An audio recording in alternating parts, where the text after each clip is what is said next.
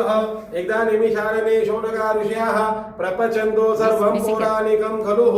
सूत कहते हैं एक बार निमिष नाम के अरण्य में 27,000 ऋषि मुनि इकट्ठा हो गए। सब विचार विनिमय करने लगे मनुष्य का दुख किस प्रकार से नष्ट हो जाएगा, मनुष्य को प्रभु की भक्ति किस तरह मिलेगी तथा उन लोगों का उद्धार कैसे होगा। यह मन में विचार कर रहे थे, तभी वहां व्यास जी आ गए। व्यास जी को आते हुए देखकर सब ऋषि मुनि खड़े हो गए। व्यास जी को यही प्रश्न एक बार मैंने नारद जी से पूछा था और उन्होंने मुझे जो कहा है वो मैं आपसे कहता हूँ, वो सुनो। एक बार नारद मुनि अनेक लोगों में घूमते घूमते मृत्यु लोक में आ गए। यहाँ जन्मे प्रातः सभी मनुष्यों को अपने कर्मों के अनुसार इन लोगों को दुख से देखकर नारद मुनि को बहुत दुख हो गया। उन्होंने मन में विचार किया, इस पशुओं का, इस मनुष्यों का किस प्रकार से मन की कामना परिपूर्ण हो जाएंगी। ऐसा मन में विचार रख के नारद मुनि वैकुंठ में गए। वहां उन्होंने 4 भुज वाले देव के दर्शन लिए, जिन्होंने हाथ में शंख चक्र गदा पद्म ले रखा था और गले में सुंदर ऐसी फूलों की वनमाला पहने हुए थे। यह मनोहारी दृश्य देखकर नारद मुनि बहुत प्रसन्न हो गए। उन्होंने भगवान जी की स्तुति की, हे भगवान जी, आपका आदि मध्य अंत भी नहीं है, आप निर्गुण सर्व सृष्टि कारण भक्तों के दुखों को नष्ट करने वाले हो, आपको मेरा प्रणाम है।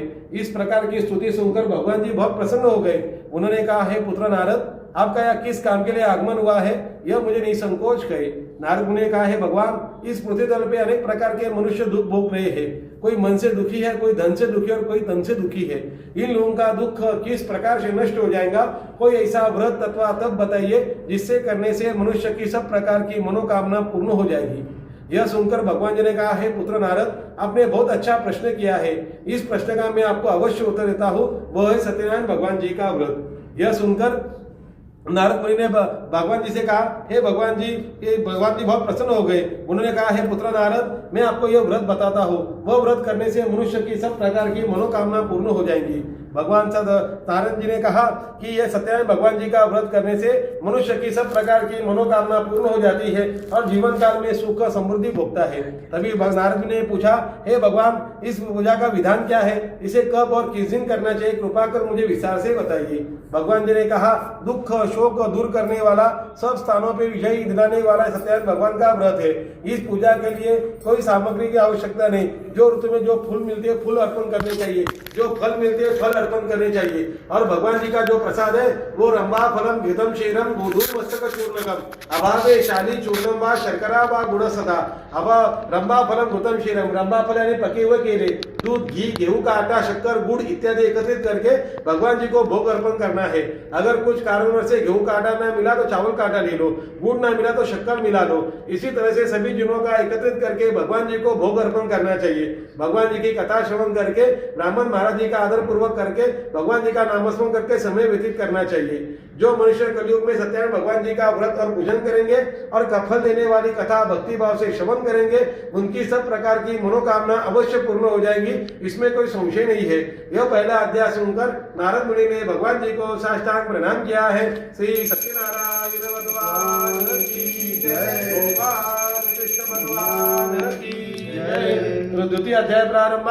सूत उवाच, नारद मुनि ने कहा, है भगवान जी, आपने इस व्रत का विधान बताया, इसका फल बताया, लेकिन यह व्रत किसने किया, कृपा कर मुझे बताइए, मेरे मन में श्रद्धा उत्पन्न हो रही है। भगवान जी ने कहा, हे पुत्र नारद, इस काशी नगर में एक शक नाम के ब्राह्मण महाराज रहते थे। ब्राह्मण महाराज बहुत गरीब थे, गांव में जाते थे, भिक्षा मांगते थे और अपने परिवार का पालन पोषण करते थे। एक बार ब्राह्मण महाराज जी एक गांव में भिक्षा मांगने निकल पड़े। दिन भर घूमे लेकिन भिक्षा नहीं मिली।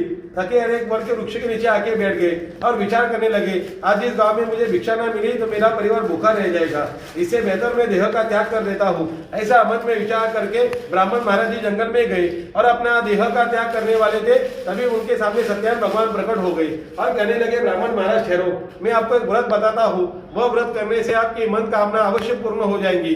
इस तरह से भगवान जी ने व्रत का सारा विधान शदन नाम के ब्राह्मण महाराज जी को बता दिया। ब्राह्मण महाराज जी घर पे आ गए, विचार करने लगे, घर में खाने के लिए अन्न नहीं, पहनने के लिए कपड़े नहीं, भगवान जी की पूजा तो कैसे करूं। इस तरह से चिंता करने लगे। चिंता की वजह से उन्हें रात को नींद नहीं आई। अगले दिन जल्दी उठे, स्नान संध्या किया और मन में संकल्प किया, हे सत्यनारायण भगवान जी, आज इस गांव में मुझे जो दान धर्म मिलेगा उससे मैं आपका व्रत करूंगा। इस तरह से उन्होंने मन में संकल्प करके ब्राह्मण महाराज जी गाँव के बाहर गए।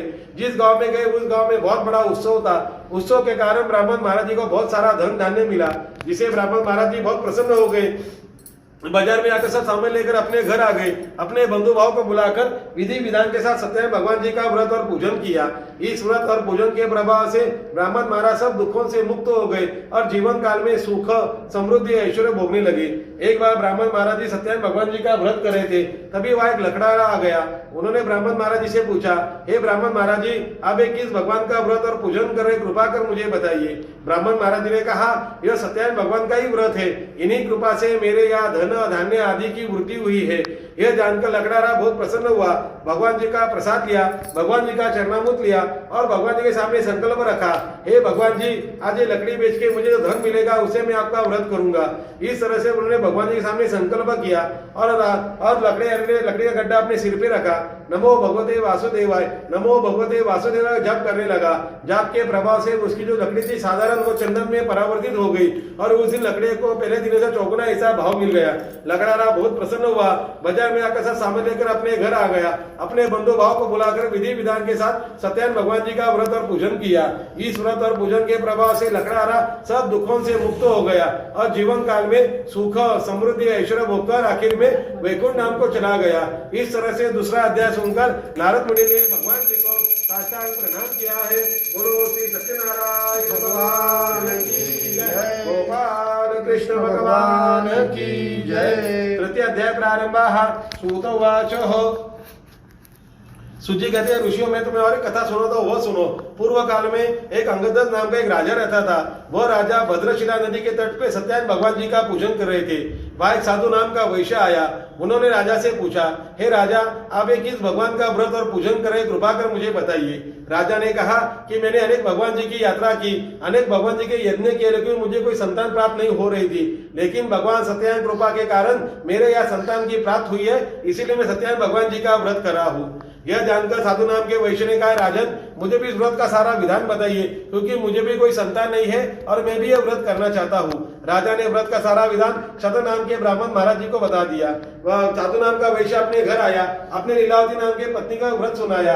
दोनों ने संकल्प किया, हे भगवान, जब हमारे यहाँ संतान की प्राप्त हो जाएगी तब हम आपका व्रत करेंगे। इस तरह से उन्होंने अपने पत्नी को आश्वासन दिया। साधु नाम का वैश्य अपनी लीलावती नाम के पत्नी के साथ संसार करने लगा और भगवान की कृपा के कारण लीलावती गर्भवती हो गई। 10वें महीने सुंदर ऐसे कन्या को जन्म दिया।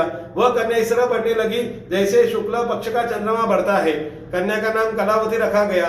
तब लीलावती ने मीठे शब्दों से अपने पति को स्मरण दिलाया, आपने जो सत्यनारायण भगवान जी का संकल्प किया था उसे कब पूरा करेंगे।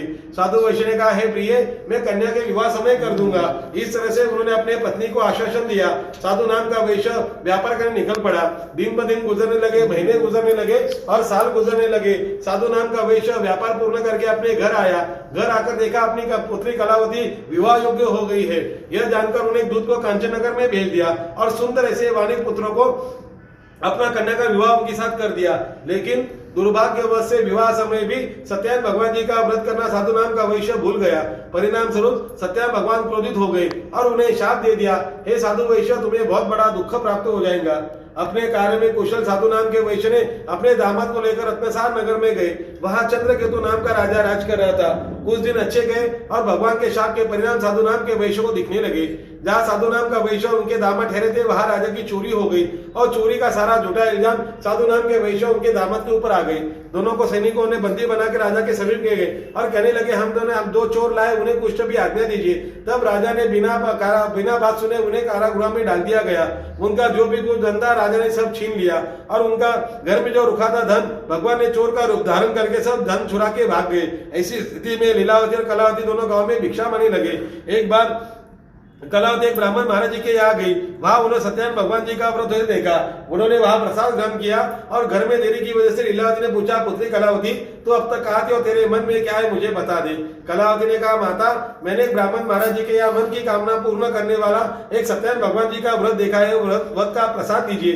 दूसरे दिन लीलावती और कलावती दोनों बाजार गई। सब सामग्री लेकर अपने घर आ गए। अपने बंधु भाव को बुलाया। विधि विधान के साथ सत्यनारायण भगवान जी का व्रत और पूजन किया। इस व्रत और पूजन के प्रभाव से उन्होंने भगवान जी से कहा, हे भगवान जी, मेरे पति और दामाद, उनका जो भी कुछ अपराध हुआ रहेगा आप उन्हें क्षमा कर दीजिए। ऐसे दिन वचन सुनकर भगवान जी बहुत प्रसन्न हो गए।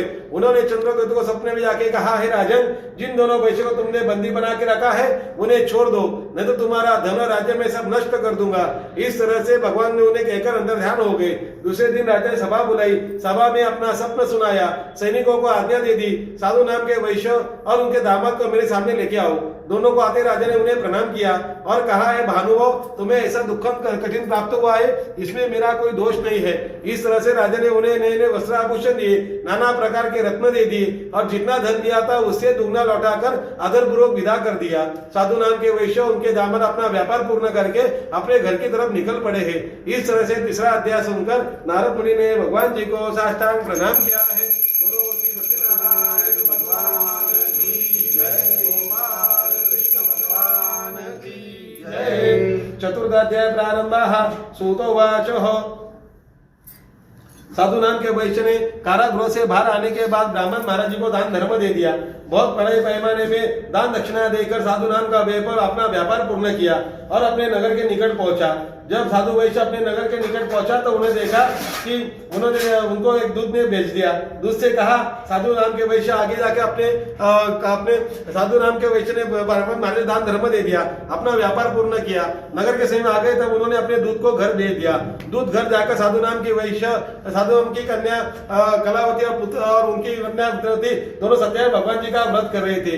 तभी दूत ने भगवान जी को प्रणाम किया और साधु वैश्य की पत्नी से कहा, आपके पति और दामाद नगर के समय आए, उनके स्वागत के लिए चलिए। यह समाचार सुनते लीलावती ने कहा, पुत्री कलावती, तो सत्यनारायण भगवान जी का पूजन कर, मैं आगे जाके तैयारी करती हूँ। इस तरह से उन्होंने अपने पत्नी को साधु वैश्य की पत्नी निकल गई। कलावती सत्यनारायण भगवान जी की पूजा की, लेकिन पति के ख्यालों में रहते हुए भगवान जी का प्रसाद लेना भूल गई।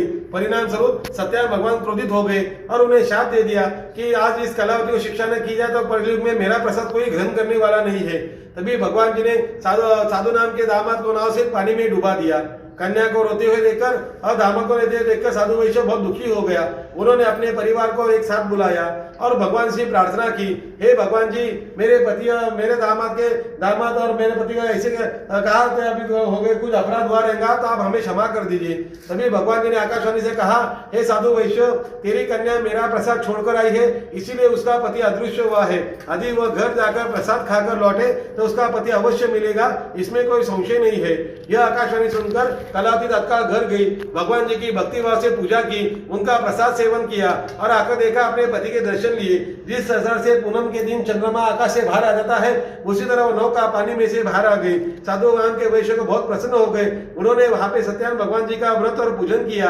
जीवन काल में सुख समृद्धि ऐश्वर्य भोगकर आखिर में वैकुंठ धाम को चले गए हैं।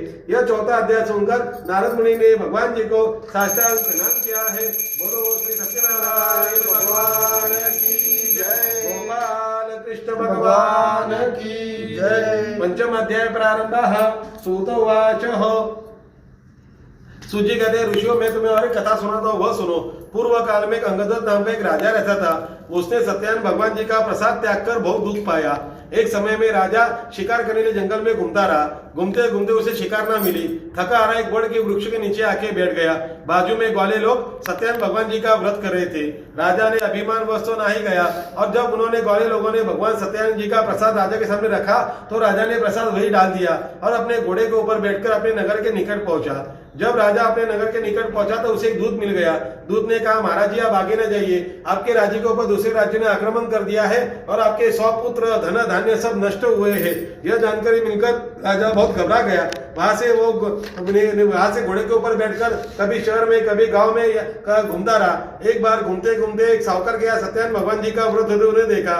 उन्होंने वहां प्रसाद ग्रहण किया। तभी राजा को बोध हो गया यह सब सत्यनारायण भगवान ने ही किया है। राजा फिर से जंगल में जाकर ग्वाले लोगों को समीप करते, भगवान जी की भक्ति भाव से श्रद्धा पूर्वक पूजा करते हैं और उनका प्रसाद ग्रहण करते हैं। उस प्रसाद के कारण और पूजा के कारण राजा पुनः धनवान पुत्रवान हो जाते हैं और जीवन काल में सुख समृद्धि ऐश्वर्य भोगकर आखिर में वैकुंठ धाम को चले जाते हैं।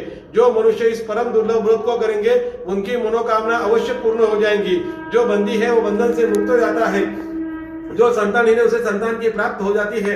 सब प्रकार के मनोरथ पूर्ण होकर मनुष्य आखिर में वैकुंठ धाम को चले जाते हैं। इस भगवान जी को कोई काल, कोई ईश, कोई सत्य, कोई सत्यनारायण कहते हैं। नाना रूप धारण करके अपने भक्तों की इच्छा परिपूर्ण करने वाले कलयुग में एक ही व्रत है और वह है सत्यनारायण भगवान जी का व्रत। कलयुग में सत्यनारायण भगवान जी की पूजा करने से या फिर उनकी कथा श्रवण करने से मनुष्य की सब प्रकार की मनोकामना अवश्य पूर्ण हो जाती है, इसमें कोई संशय नहीं है। इति से 5वां अध्याय सुनकर नारद मुनि ने भगवान जी को साष्टांग प्रणाम किया है। इति श्री स्कंद पुराणे रेवाखंडे सत्यनारायण व्रत कथाया पंचमोऽध्यायः। बोलो श्री सत्यनारायण भगवान की जय, गोपाल कृष्ण भगवान की जय, कृष्ण कन्हैया लाल की जय। धूपम समर्पयामि, दीपम दर्शयामि। इसके ऊपर 3 दफा जल घुमा के भगवान जी को भोग अर्पण कीजिए। वहां से बनाना चल केला केले बगैर प्रसाद अधूरा रह जाता है। ऐसे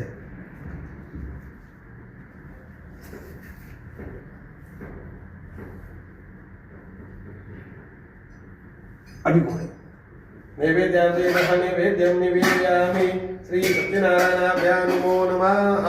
महानैवेद्य भगवान जी को भोग अर्पण कीजिए। प्राणाय स्वाहा, अपानाय स्वाहा, व्यानाय स्वाहा, उदानाय स्वाहा, समानाय स्वाहा, ब्रह्मणे नमः। महानैवेद्यं निवेदयामि, प्रणाम कीजिए, प्रार्थना पूर्वक नमस्करोमि। चलो अभी आरती के लिए खड़े हो गए, बैठे बैठे करती नहीं।